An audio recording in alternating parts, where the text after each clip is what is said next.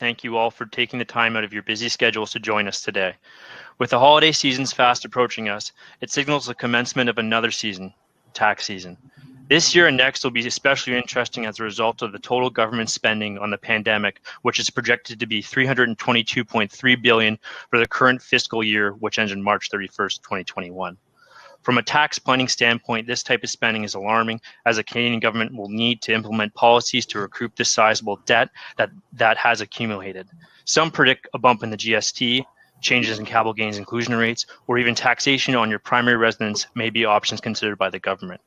Before we get into Michelle Tilsley's and Christopher Richards' presentation on the benefits of flow-through, I wanted to invite Jacob Willoughby, who is Red Cloud's Vice President, Mining Analyst, to give us a brief macro overview of the metals market and where we are headed.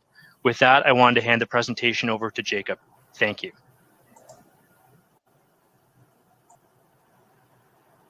Jacob, I think you're on mute. Yeah, I was. Thank you, Michael, for the introduction. Michael asked me to speak briefly about some themes and things we expect in 2021 and pick a few stocks that we think could do extremely well for next year. So I've got 6 of those. So without further ado, I've really only got 3 basic points to talk about for what we expect in 2021. And first, of course, is precious metals, mainly gold and silver. I mean, we do a lot of research and reading on economic policy and what the expectations are for interest rates and so on and so forth. There are people out there who are unabashed gold bugs who always think gold is going up. There are certain people, some of whom are very famous, who talk about gold going to $5,000, things like that, or silver going to triple digits. I've never been one of those guys, but I have to say I've never felt more confident in the precious metal space in basically 16 years of working in mining capital markets. I think for reasons that we all understand. Basically, the U.S. Fed's balance sheet has already been expanded by a factor of 4 this year, and we'll have to continue to expand. Basically, you've got, of course, real negative rates across 2/3 of significant economies in the world. And although we're going to see some really strong, excellent growth once things get back towards normal, I still think that the chances for interest rate increases are a long ways off. And that is going to mean that there's still going to be a lot of interest in gold and silver. Naturally, we have and continue to think that silver has even bigger leverage than gold. That's not anything novel. That's based on studying past cycles in the precious metals space. Silver tends to outperform significantly. And because there are so many fewer silver stocks, they tend to outperform the gold stocks even further.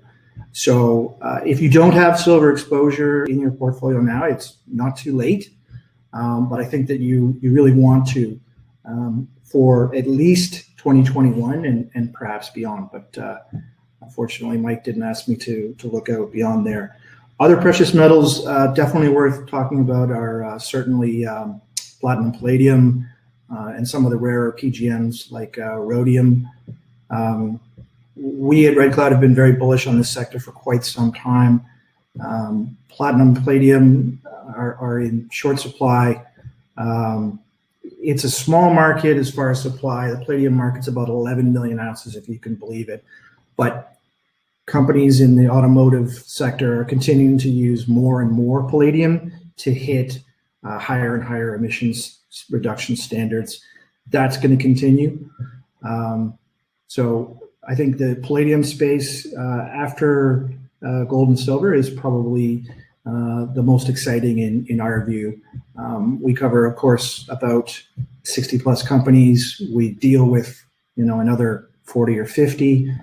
and we do have several names that are in the palladium and platinum space. We cover about 70-75% of our companies are precious metals. So obviously it's a very, very big focus for us. I think if you're bearish on gold and silver, it's probably only in the short term as you get a pickup trade post-COVID here as the vaccines start to roll out. And that might persist for a short term, but I think that the general trend is definitely going to continue upward from here. Second point, strong base metals, in particular copper, nickel, and zinc. We've been calling this for a while and have been early, but now eventually somewhat correct. If you follow our research quite closely, you'll know that in the depth of the shutdown in sort of March, April, copper hit about $2.10 a pound.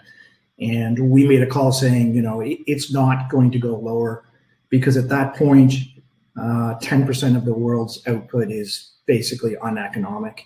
And we were able to reproduce a chart that showed over the last, can't remember, it was 50 or 60 years, in all of the downturn of producers unprofitable. So we were expecting copper to pick up. And I think in our mid-year update, we outlined that the impacts from COVID-19, especially in South America, were outsized and that it was squeezing the amount of copper out there. And that being combined with a very strong resurging Chinese demand was going to be very positive for copper. Although we certainly didn't predict it was going to be 350 before year end, which is about where it is today. We're very happy to see it. And I think you might see a bit of a leveling off in copper for now over the next, say, 1 to 3 months.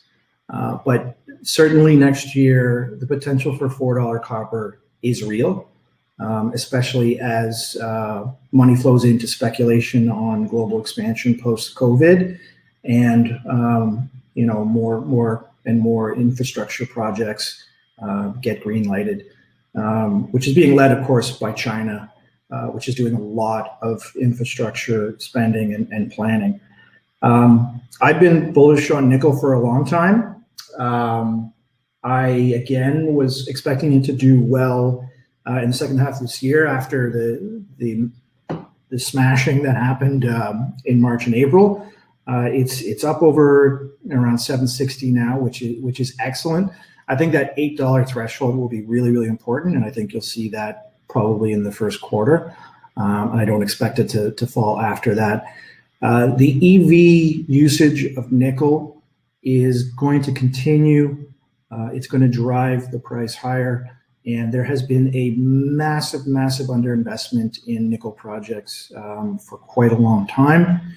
And fully 60% of nickel output now globally comes out of 3 countries, being New Caledonia, Philippines, and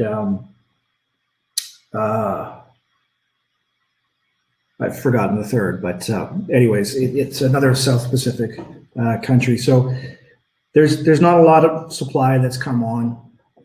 There's been a number of shocks to the nickel market, including the closing of smelting capacity in the Philippines and Indonesia. Sorry, that was the third country I was trying to remember. So especially with the new infrastructure spending that's going to go on in China, that's going to drive copper as well. And zinc, it's actually up 70% from its low point this year, which I think a lot of people would be very surprised to hear. It's almost up as much as copper, which is excellent.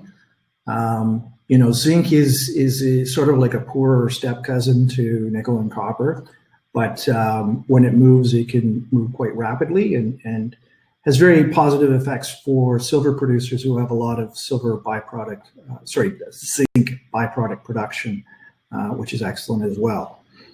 And then I think the third thing that we're really expecting for next year is an increased level of M&A. We saw, an increase this year versus last year, but we haven't seen as much as we might have expected, and we think that's just kind of building up, and we're going to get a run here where a lot of companies who are single asset companies or small are going to start looking at one another and realizing that they're really better together than apart. So I think that that's going to be a big theme. It tends to happen as a mining cycle carries on. We still think we're early on in this mining cycle, maybe sort of the third inning out of 9. But we're excited about the chances for M&A next year. And the two biggest things that bring people to the yard are discoveries and then the M&A. So we can't really control the discoveries, but there's a chance to control a bit of the M&A, and I think that will be excellent for the sector and just get a lot of more eyes, a lot of increased visibility, a lot more people watching. And that's the 3 points that I wanted to cover. So now I'll just go over some quick picks here. I could have picked about 25, and what I decided to do was kind of narrow it down to about 6 or so, and try and have a mix of precious and base metal here. So 6 names in no particular order. Alexco Resources, which is set to become the highest grade silver producer in the world starting next year in the Yukon. Hasn't really appreciated much in the last year at all. And when they get to production, I think that's going to be a big catalyst, and people are going to start to look at it. Silver companies, the silver space tends to have a lot of M&A because high grade, low cost deposits are really few and far between, and this is, as I said, going to be the highest grade one. Second pick is a company called Compass Gold, who are entirely focused in Mali in West Africa. They've had some great drill discoveries there, and they have a really excellent team of people behind them. They're essentially backed and run by the founders of IM Gold. Their share registry is pretty phenomenal based on all the relationships that management from the company has over the years. They're currently closing a financing, which should see them well through to the middle of next year and perhaps beyond. And their goal for next year is to narrow down their focus to one deposit and be in a position to start resource definition drilling in 2021, which I think has a strong possibility of happening. And so I think that's going to be transformational for Compass Gold. Third is a company called Deep South Resources. This is a copper explorer with a very large resource in southern Namibia. Namibia is not that well known, I guess, for copper exploration in the general public, but it is a very, very strong mining country, sorry. And we're very bullish on the prospects for their drill program and the opportunities there to increase their resource grade, because they already have a huge amount of tonnage there.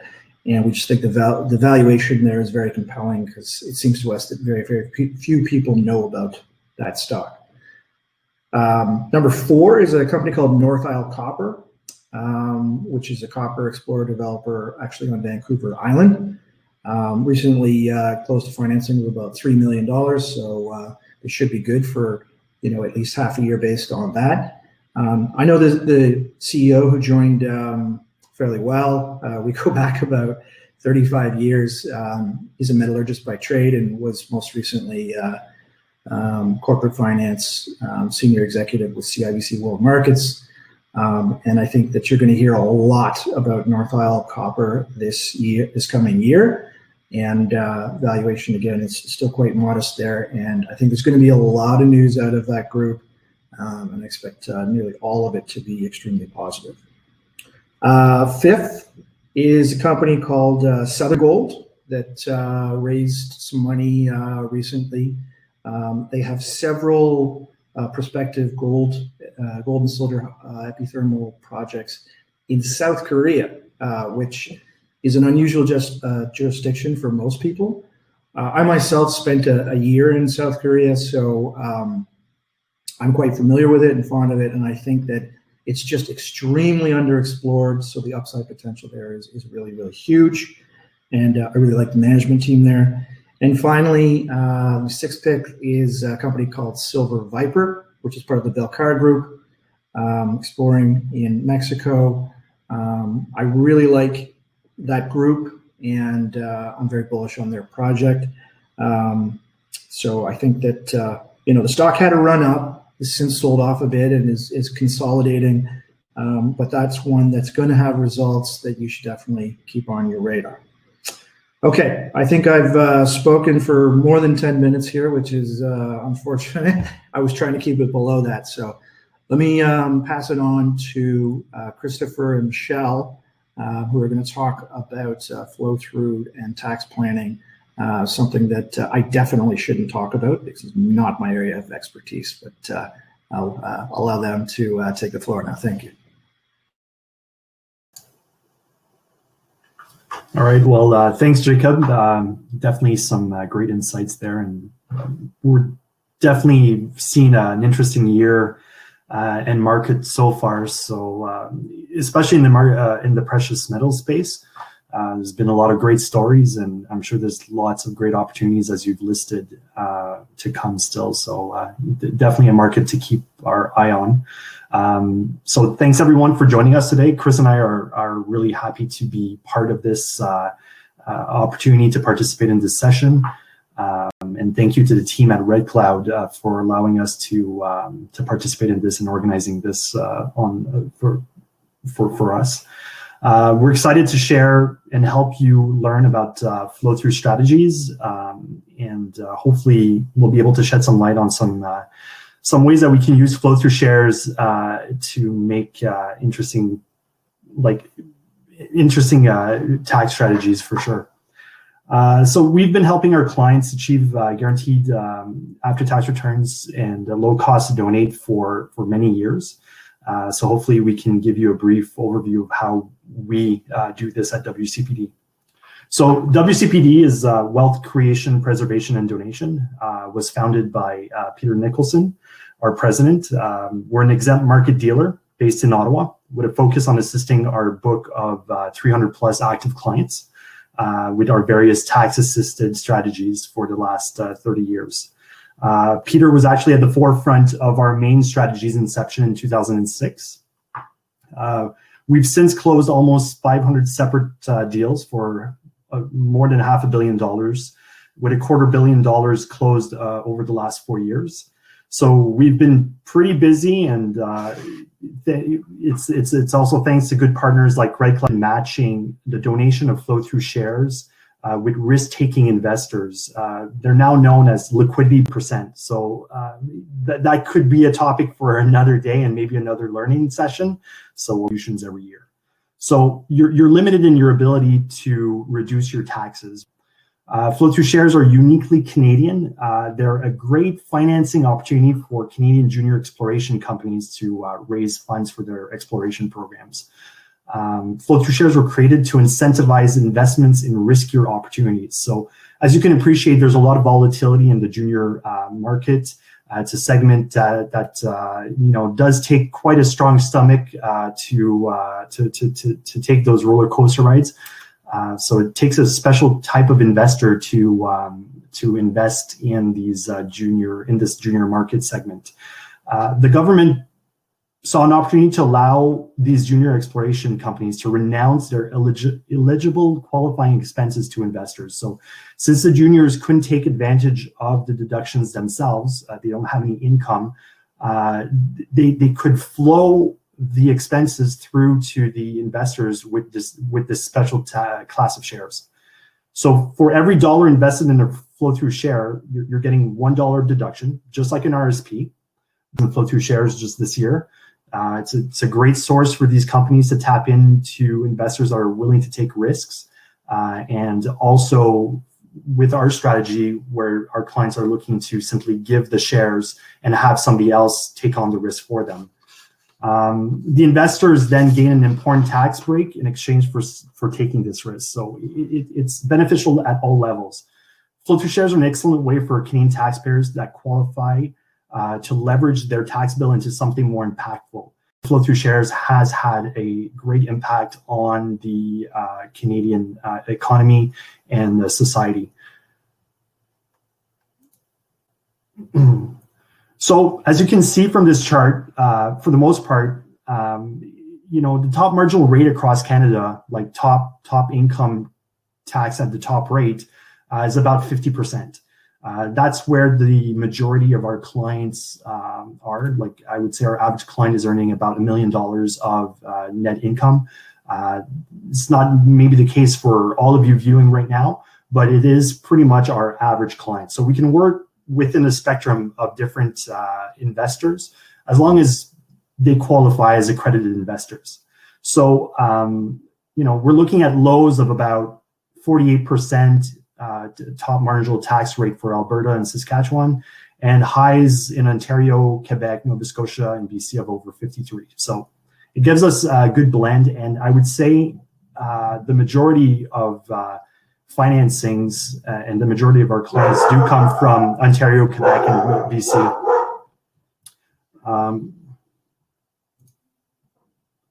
So here's just a quick review of the numbers. With the available tax benefits across every province, while they may vary, the important takeaway here is that when you factor in the tax benefits coming from the shares, this greatly reduces the break-even point, allows for room to make an attractive return and efficient donations. So as you can see, just using maybe Ontario as the example, a $10,000 investment produces a total benefit of around $6,000. So your share cost is really driven down, or the break-even point of your shares are driven down to about $3,700. So there's a lot of room there for fluctuation. As long as you're able to sell the shares for greater than $3,700, you're still making a profit. So that's kind of where we operate and live in. It's that space between the purchase price of the shares and that break-even point for the end buyer.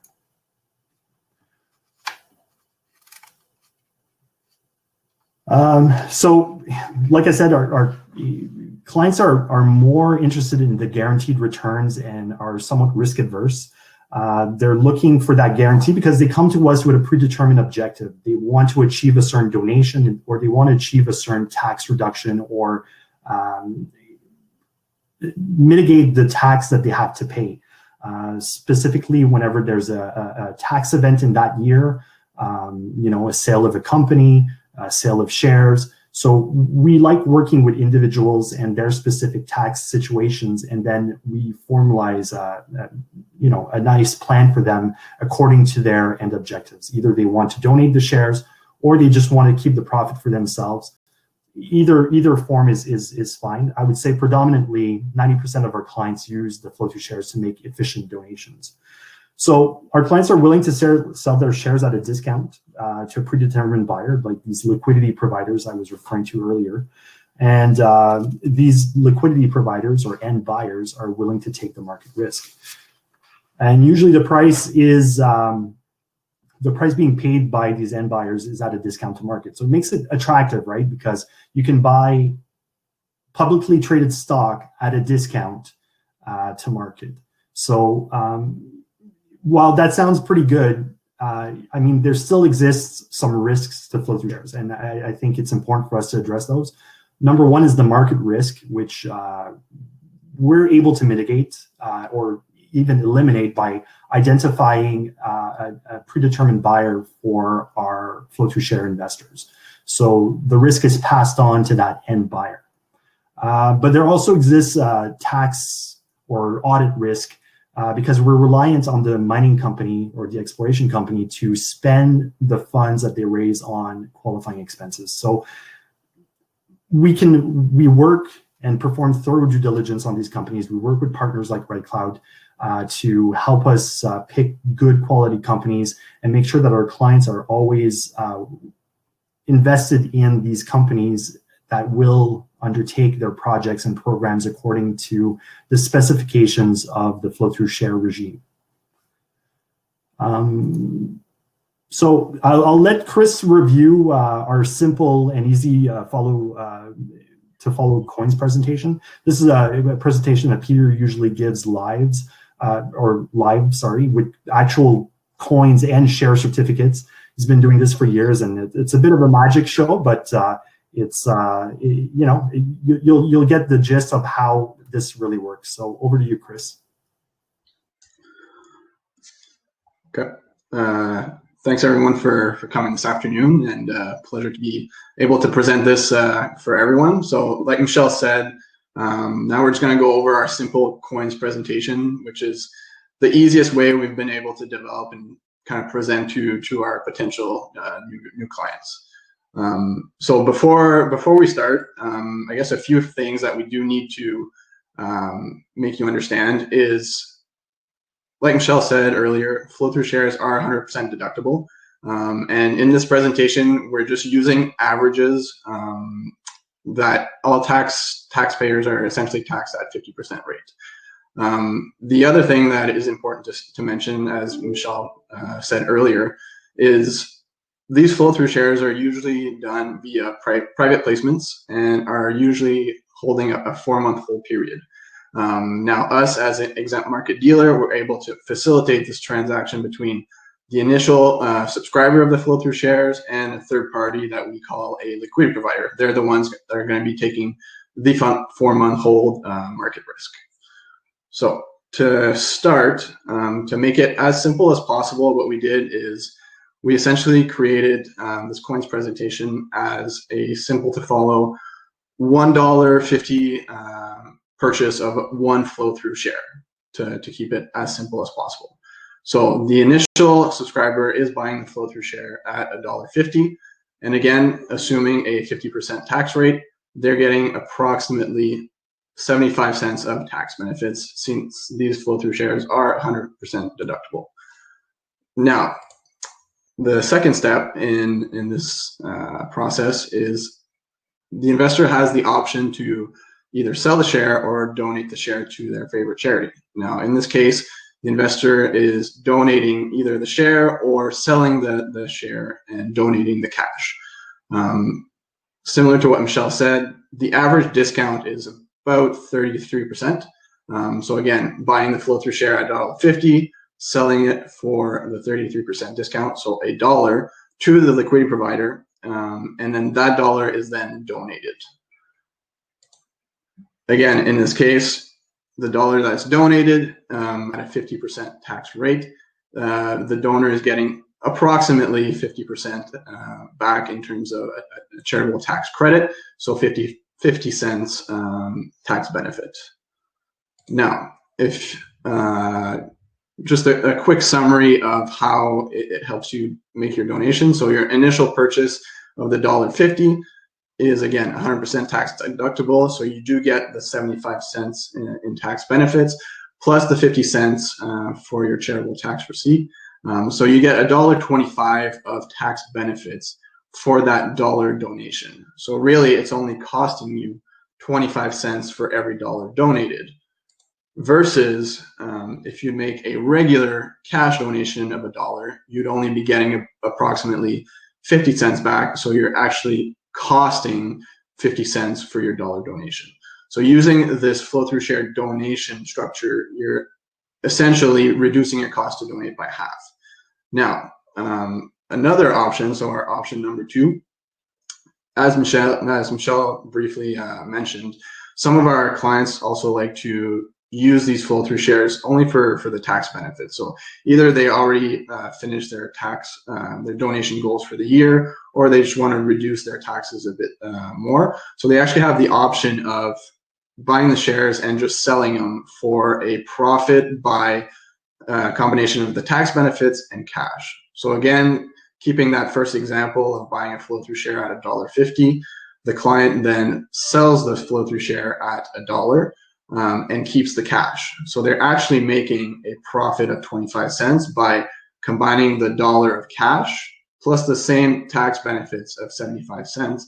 So your total benefit is $1.75 versus your initial purchase amount of $1.50.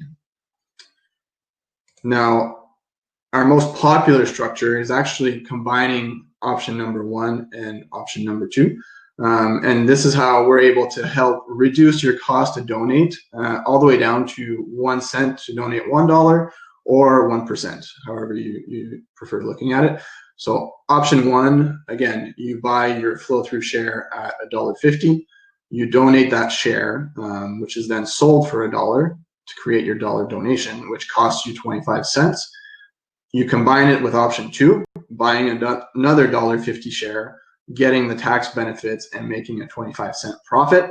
And by combining both together, you're basically reducing your cost to donate all the way down to 1 cent to make $1. And in terms of our typical donor, they're more making, $100,000 donations or even $1 million donations. So by combining the flow-through shares and donation with the flow-through shares and reselling, a lot of our donors are able to create a lot more tax efficient donations, and even bigger donations usually, because their cost to donate is so much lower than a regular cash donation. Now, this is kind of a quick example of 2 different tax returns. So the first tax return being your standard tax return. If you're a client or someone making approximately $1 million of income, your usual tax owing, again, without any fancy tax plannings, you're usually owing about 50% back to CRA, or the government, sorry. So again, your tax bill is going to be roughly $500,000, versus using our first option, the donation option, and buying the flow-through shares. You're going to be donating $100,000, which you can see in the yellow box here. And your net cost of the flow-through shares is only going to be about $130,000, and you're going to be paying CRA basically $259,000 instead of the initial $497,000. So one option, again, not using the flow-through share structure, you're going to be owing the government approximately $500,000, versus using this flow-through share structure. So you're going to reduce your cost to donate and basically send your taxes to your favorite foundation. Now, our option 2, without the donation, you're creating yourself a profit, which you can see in this little green box. Again, your standard return, you're going to be owing CRA and government about $500,000, versus using this flow-through share structure, where you just buy your flow-through shares and then sell it to create yourself a profit and reducing your taxes owing. So again, to bring it back to a bit of a recap on our structure, we always have to make sure that you understand the risk of these flow-through shares. They are very risky in terms of, if you buy them and keep them, the cost, the shares are very volatile, since it's usually in the junior mining space. And again, these flow-through shares have to be used by the mining companies. The cash from the mining companies have to be used for exploration expenses only. So there is still a risk, and it is very important to understand that risk. Now, to help mitigate that risk, and each time that you buy flow-through shares through us, there is what we call an indemnity clause in each subscription agreements. Therefore, if ever the mining company would get reassessed, and yourself would get reassessed, the mining company has to indemnify each and every client. All the subscription agreements gets revised by our legal counsel and are always approved by them first. So essentially, that's how it works. Again, over our 450 to 500 transactions, it's a very low reassessment record, though. The risks are very mitigated due to our due diligence and working with companies that we have worked in the past, or working with companies that are provided through Red Cloud, and that we have great comfort with. So the risks are very mitigated compared to a traditional purchase of flow-through shares.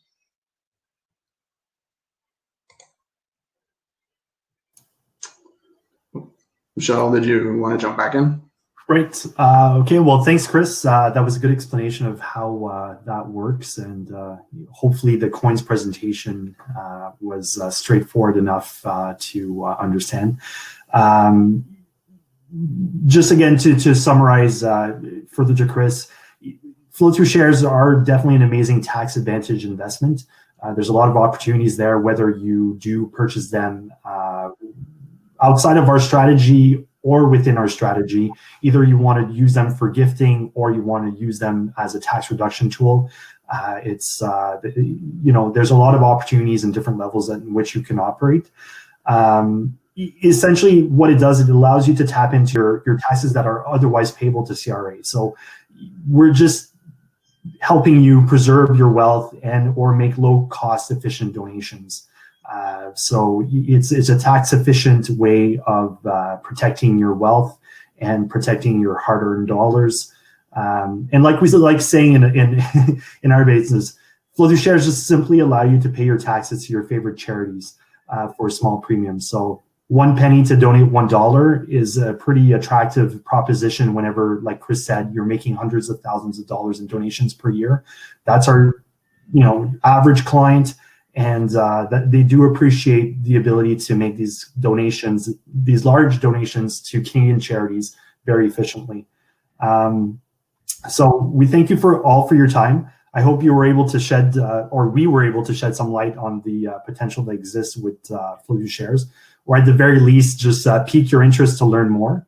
Chris and I are always happy to answer questions, and we'd love to have the opportunity to discuss further with you after this session if you need.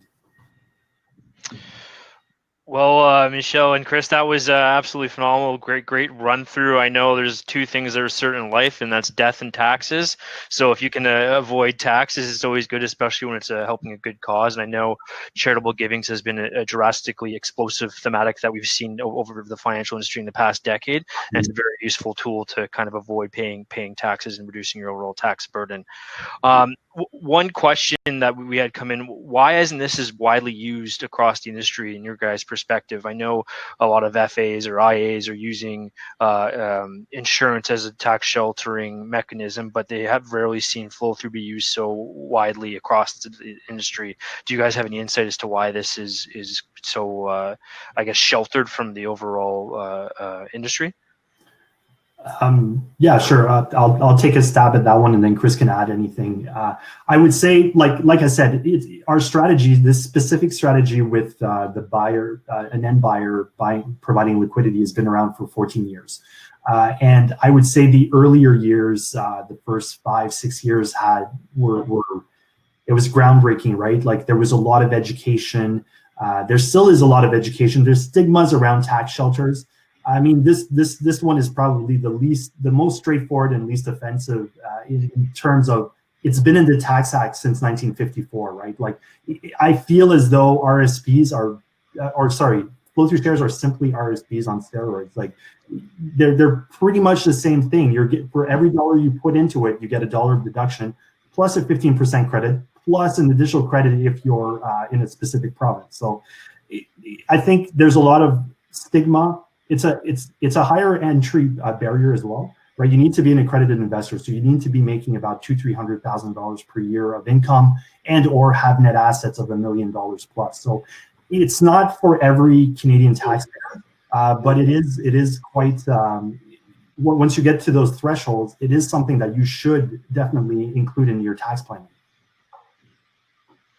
Absolutely, yeah. I do agree. Chris, I'll let you dive in because it looks like you're about to dive in there. Yeah, I mean, similar to what Michelle said, I think that a couple of the main, I guess, barriers you can say is, A, you do have to be an accredited investor, so that does usually mean that you have to be making income of at least $200,000, which it does limit quite a bit. And then the other thing is too, it's Canadian specific too, right? So it's only across Canada, which can be a factor. I mean, Canada does do quite a bit of donations per year, but only Canadian investors can buy these flow-through shares to get the tax benefits. So that's another, I guess, barrier. And then thirdly, it's also, we try as much as possible educate the accountants, but really it's through them that you have to they have to vet the process, go through it. Some accountants still don't know, how it works, or are used to the old models where clients would just buy the flow through shares and hold on to them, and the risk was a lot higher versus this newer structure where the buyback is guaranteed and there's no market risk, right? So it is still trying to educate the client, but also the accountants if they've never seen it.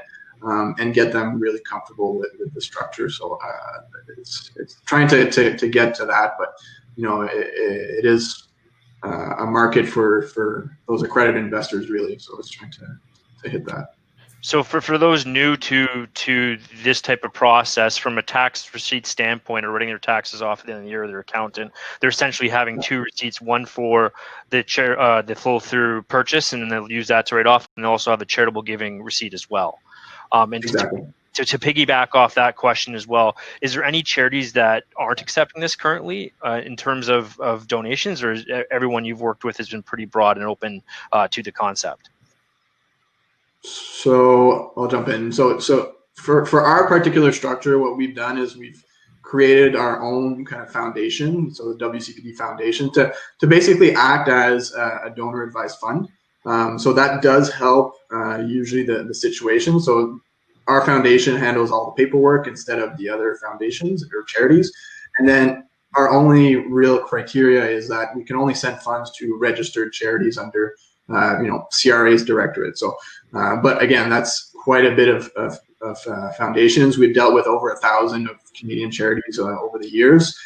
So as long as it's registered with CRA and in good standing, that's fine. And that the donation qualifies as 100% deductible as well. So since we are the ones giving the charitable tax receipt, we just have to do our quick due diligence on the foundations receiving the funds and making sure that whatever they receive is 100% deductible. But that's pretty much it. So I mean, for us, it's a foundation to foundation transfer. The other foundations, plenty happy. They don't have to do a charitable tax receipt. They just acknowledge the donation from the donor. And they're quite happy usually receiving a large check from donors, right? So that's kind of how we've set up our process to just help facilitate these donations as much as possible for donors. So for people who have listened to this and are now interested, what's the process? If they've already bought Flow Through this year, they obviously contact you guys. Do they have to open an account? How does that proceed? Right. I'll jump in. So the process is quite simple. I mean, for somebody that's already bought Flow Through shares, we can definitely facilitate the donation of those shares to our foundation. We've done that for several clients. Even any publicly traded share, we can work with our broker and just make the donations happen. What we like doing in certain circumstances, though, is that obviously they didn't benefit from the Flow Through share tax benefits. So we look at their situation, look at how much they've donated, and then try to match it with a pure investment, like our no donation strategy. So then we can reduce the cost of giving down to a penny. Somebody that's already given $10,000, they're getting a 50% or 50% credit back, but they're missing from the additional deductions from the Flow Through share. So we can help them in that sense. Anyone that has, but let's say it's December. With the pandemic, it's been difficult for a lot of charities, and somebody has charitable intentions before year end. We can definitely take them on as a client, try to help them out. Maybe Red Cloud can help us out with a few deals, which you are currently, so it's nice. And then just flow through that, set up the client and the donor with a good deal and make sure they get their donation before year end. Right. And is there a cutoff date in December when it's probably too late for this to get done for people? We usually would like to, but no, December 31st is our hard deadline. We've had years where we've closed 5-6 deals for clients. At this point of the year, is just making sure that we're taking care of our clients. So we just work through the holidays and make sure it's done. Great. I know from an RSP standpoint, there's this, I guess, like clause or get out of jail free card called proof of intent. So if there's any written conversations that they're wanting to donate, but there's some circumstance that they aren't able to get to you guys before year end, is there any kind of loophole you guys can facilitate or can speak about? I wish, because it would make our lives a lot easier, but no, that December 31st deadline is really the hard deadline. So you need to be subscribed to the Flowthrough Shares as of December 31st. I mean, at that point, everything happens concurrently, right? So the subscription to the Flowthrough Shares, the sell to the liquidity provider, and the donation are all happening concurrently. So, I mean, it's as soon as you're subscribed, you're essentially donating the shares, if that was your previous intention. So maybe that's kind of playing into that. But yeah, it's a hard deadline every year, and as human nature is, we all wait till the last minute to get our tax planning done. I mean, I'm guilty of it for RSPs. You know, I wait till February 28th, and I'm like, oh man, like I need to do RSPs. So yeah, for a lot of our clients, it's that they just wait till the last minute. Not intentionally, it's just like human nature. They just want to get it done at the last minute, and we try to accommodate as much as possible. I know there was a question that came in, actually, that Jacob may be able to facilitate from the crowd, who was asking about what's kind of your view, or what about Bitcoin taking over for gold as a hedge currency? And I know what your views are, Jacob, but I'll let you kind of dive into that. Okay, so Bitcoin at present doesn't make the definition of a currency for me. A currency you can use to buy goods, pay for services. There are very, very few places to do that. And I think the distinction is that governments invest heavily in gold and have reserves of gold. Most governments for many years in a row have been increasing their purchases of gold. They are the biggest buyers of gold and represent the largest buying group, but they don't invest in somewhat speculative equities such as what is really Bitcoin today. So I think on a personal basis, people like the idea of diversifying into e-currencies and things like that. I think that, you know, I'm not personally interested in it until there's a currency that is actually usable on a regular basis and fungible for something other than buying, you know, illegal things on the internet, quite frankly. So I think that's quite possibly something that's going to be a reality in the future, but at present, it's really just an equity that hasn't been adopted. I mean, the electronic currency hasn't really been adopted by anybody. And certainly the US government has spoken out very loudly against the idea of using it for a whole bunch of reasons that I won't get into. So I think it's a sort of an emerging asset class, but it's not yet a currency. I hope that answers the question. Yeah, I think that is a good high-level explanation there, Jacob. I know we can probably speak to this for hours, but I'm glad we kept it brief and concise. But to circle back to Christopher and Michelle, I know you guys throughout your presentation briefly touched upon that each province has different taxable benefits in terms of donations. Could you briefly go through which provinces you guys are doing the majority of your deals and why, or if you're going through all provinces across Canada, I guess? Yeah, so I mean, we are registered across Canada, so we can sell in pretty much every provinces. Now, there are some provinces that are more beneficial. I'd say Quebec is probably the most beneficial. This year, we've seen quite a bit of product. When I say product, I mean issuers raising funds in BC. So BC was actually a really big province this year in terms of flow-through financing, especially. and just financing in general. And they have a pretty attractive, I'd say, credits available and deductions available for the flow through there. So we essentially have to try as much as possible match the issuer's projects with residents of that same province. So let's say a BC taxpayer will get a lot more benefits by purchasing flow-through share from a BC either mining company or a mining company doing exploration in BC.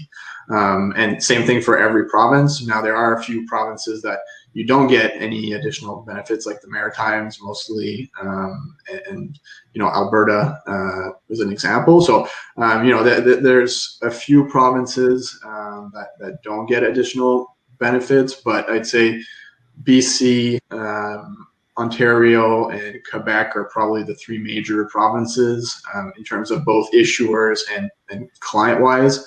Manitoba was also a fairly big province, especially for the clients and donors. Issuers, there's not as many, but it's still a great province, and they do have great incentives too on their flow through. So I'd say they're the biggest provinces. That's fantastic, and a key point. I'm glad that you guys highlighted that there is an additional benefit if you are actually a resident in the province that you are making that purchase to. So thank you for touching upon that. With that, I'm actually seeing the questions that have dried up in the chat. I don't know if yourself or Michelle have any final thoughts. I know on behalf of Red Claw, we wanted to thank you both for coming out today and taking time out of your very busy schedules. I know you guys are close to year end. They're kind of nose to the grind. For better words, and I wanted to thank everyone else for coming on the line and listening to this very insightful presentation that you guys gave, and I want to thank Jacob for taking the time out of his busy day to give that great macro overview. But with that, I don't know if you guys have any final thoughts, or Jacob, you have any final thoughts here to leave the crowd, and just again wanted to thank you all and everyone to stay safe and stay healthy over the holidays. I would just add that I thought that was one of the clearest and most concise, easiest to understand explanations of flow-through I've ever seen. So great job, and thank you. And we'd love to do this again sometime. Yeah, definitely. It was our pleasure. And thank you for inviting us to this session. It's always a joy to be able to explain what we do. Yeah, same here. And any other questions, either reach out to Red Cloud or us or whoever. And we're always happy to answer any questions. Awesome. Thank you, everyone. Take care.